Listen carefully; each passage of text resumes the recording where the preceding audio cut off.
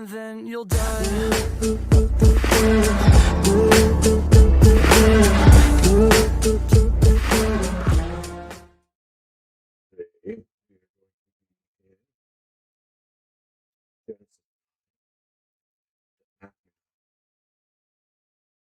So Genesis 9, and God blessed Noah and his sons and said to them, be fruitful and multiply and fill the earth.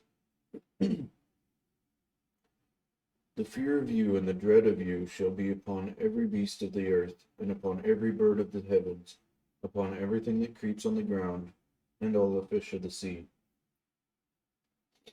Into your hand they are delivered. Every moving thing that lives shall be food for you. And as I give you the green plants, I give you everything. But you shall not eat flesh with its life, that is its blood. And for your lifeblood I will require a reckoning. From every beast I will require it, and from man.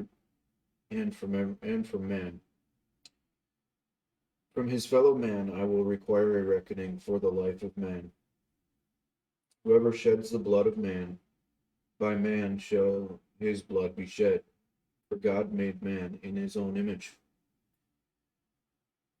And you, be fruitful and multiply, increase greatly on the earth, and multiply in it. Then God said to Noah and to his sons with him, behold, I establish my covenant with you and your offspring after you, and with every living creature that is with you, the birds, the livestock, and every beast of the earth with you, as many as came out of the ark. It is for every beast of the earth. I establish my covenant with you, that never again shall all flesh be cut off by the waters of the flood, and never again shall there be a flood to destroy the earth. And God said, this is the sign of the covenant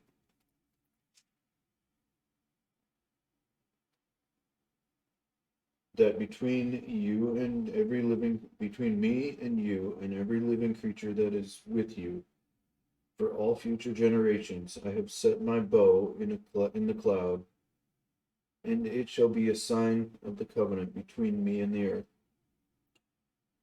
When I bring clouds over the earth, and the bow is seen in the clouds, I will remember my covenant that is between me and you and every living creature of all flesh. And the waters shall never again become a flood to destroy all flesh. When the bow is in the clouds, I will see it and remember the everlasting covenant between God and every living creature of all flesh that is on the earth.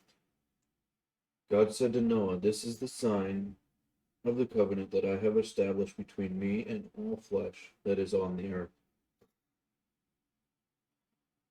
The sons of Noah who went forth from the ark were Shem, Ham, and Japheth. Ham was the father of Canaan.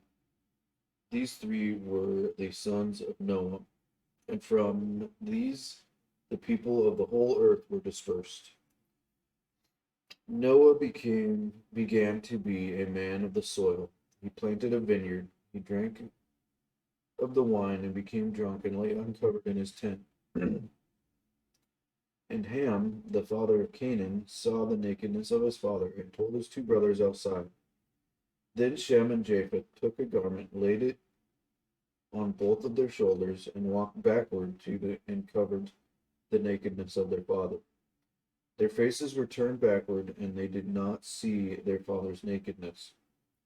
When Noah woke from his wine and knew what his youngest son had done to him, he said, cursed be Canaan. A servant of servants shall he be to his brothers. He also said, blessed be the Lord, the God of Shem, and let Canaan be his servant. May God enlarge Japheth, and let him dwell in the tents of Shem, and let Canaan be his servant. After the flood, Noah lived 350 years.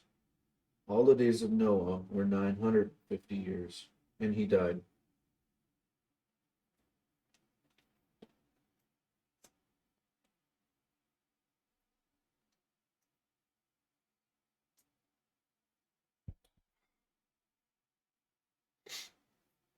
Now Matthew 9.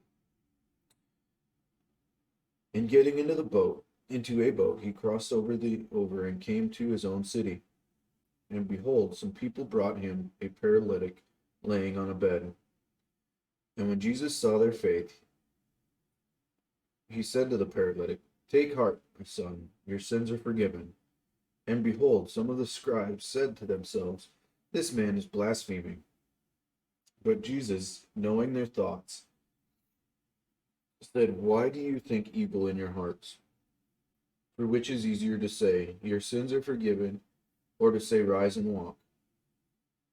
But that you may know that the Son of Man has authority on earth to forgive sins." He then said to the paralytic, "Rise, take up your bed, and go home." And he rose and went home. When the crowd saw it, they were afraid, and they glorified God, who had given much authority to men. As Jesus passed on there, he saw a man called Matthew sitting at a tax booth, and he said to him, "Follow me." And he rose and followed him. And as Jesus reclined at a table in the house, behold, many tax collectors and sinners came and were reclining with Jesus and his disciples. And when the Pharisees saw this, they said to his disciples, "Why does your teacher eat with tax collectors and sinners?" But when he heard it, he said, "Those who are well have no need of a physician, but those who are sick. Go and learn what this means. if I desire mercy and not sacrifice, for I came not to call the righteous, but sinners." Then the disciples of John came to him, saying, "Why do we and the Pharisees fast, but your disciples do not fast?" And Jesus said to them, "Can the wedding guests mourn as long as the bridegroom is with them?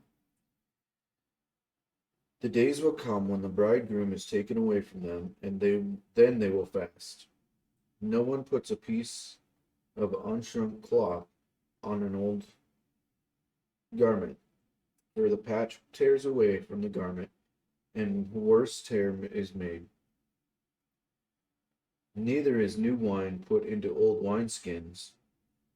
If it is, the skins burst, and the wine is spilled, and the skins are destroyed. But new wine is put into fresh wineskins, and so both are preserved."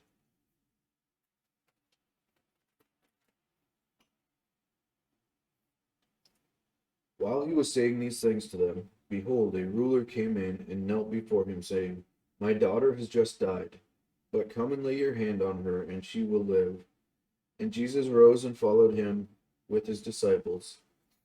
And behold, a woman who had suffered from a discharge of blood for 12 years came up behind him and touched the fringe of his garment.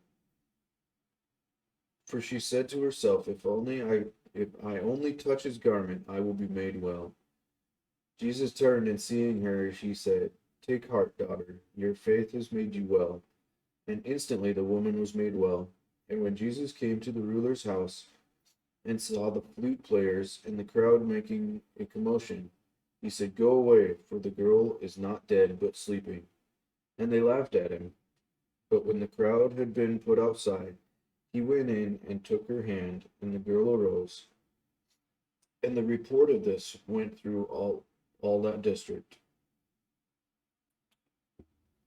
And as Jesus passed from there, 2 blind men followed him, crying aloud, "Have mercy on us, Son of David." When he entered the house, the blind men came to him, and Jesus said to them, "Do you believe that I am able to do this?" They said to him, "Yes, Lord." Then he touched their eyes, saying, "According to your faith be it done to you." And their eyes were opened. And Jesus sternly warned them, "See that no one knows about it." But they went away and spread his fame throughout all the district. As they were going away, behold, a demon-oppressed man who was mute was brought to him. And when the demon had been cast out, the mute man spoke, And the crowds marveled, saying, Never was anything like this seen in Israel. But the Pharisees said, He casts out demons by the prince of demons. And Jesus went throughout all the cities and villages, teaching in their synagogues and proclaiming the gospel of the kingdom, and healing every disease and every affliction. When he saw the crowds, he had compassion for them, because they were harassed and helpless, like sheep without a shepherd. Then he said to his disciples, The harvest is plentiful, but the laborers are few.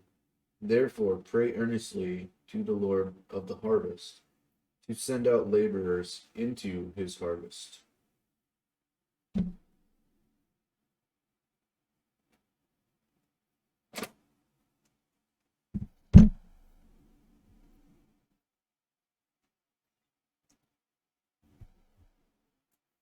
All right. Thanks for joining me today, guys.